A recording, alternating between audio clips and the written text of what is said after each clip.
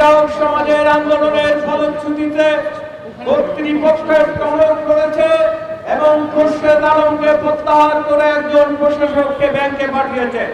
আমরা কর্তৃপক্ষের এই সিদ্ধান্তকে সাধুবাদ জানাই, কিন্তু আমাদের চলার পথ এখনো অনেক বিস্তীর্ণ। আমরা কেবল চলতে শুরু করেছি, দাবি আদায় না করা পর্যন্ত আমরা ঘরে ফিরব না ইনশাআল্লাহ। আমাদের অন্যতম প্রধান দাবি হচ্ছে ইসলামী ব্যাংক ও ইসলামী অর্থনীতি বিশেষজ্ঞ সচেতন ব্যক্তিত্বদের সমন্বয়ে চেয়ারম্যান সহ পূর্ণাঙ্গ বোর্ড গঠন করতে হবে। রাতের আধারে ডিজিএফআই আইন প্রয়োগকারী সংস্থা বন্দুকের নল ঠেকিয়ে যাদের কাছ থেকে এই ব্যাংকটি কেড়ে নিয়েছে, ব্যাংকের মালিকানা তাদের কাছেই ফিরিয়ে দিতে হবে ইনশাআল্লাহ।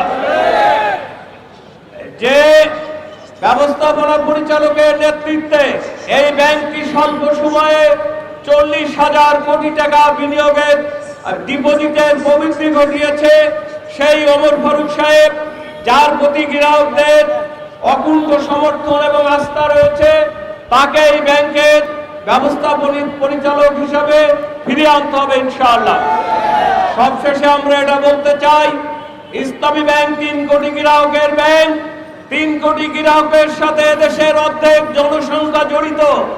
আপনারা আমাদের আন্দোলনকে ছোট করে দেখবেন না। আজকের গ্রাহক সমাজ 2017 সালের গ্রাহক নয়।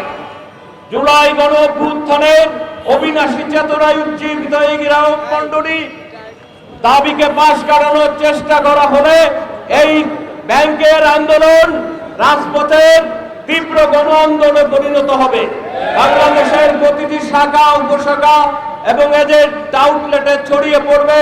আমরা পরিশেষে আহ্বান জানাচ্ছি, ব্যাংকে যে পজিটিভ পরিবর্তনের সূচনা হয়েছে, সম্মানিত গ্রাহকগণ, ডিপোজিট প্রত্যাহার করবেন না, বরং যারা ডিপোজিট তুলে নিয়েছেন আতঙ্কের কারণে, তাদেরকে ব্যাংক কর্তৃপক্ষ যে ইনসেনটিভ ঘোষণা করেছে, ইনসেনটিভের সুবিধা নিয়ে ব্যাংকটিকে আবার আমরা আগের মতো বাংলাদেশের মহুরু ইসলামী ব্যাংকে পরিণত করবো ইনশাআল্লাহ।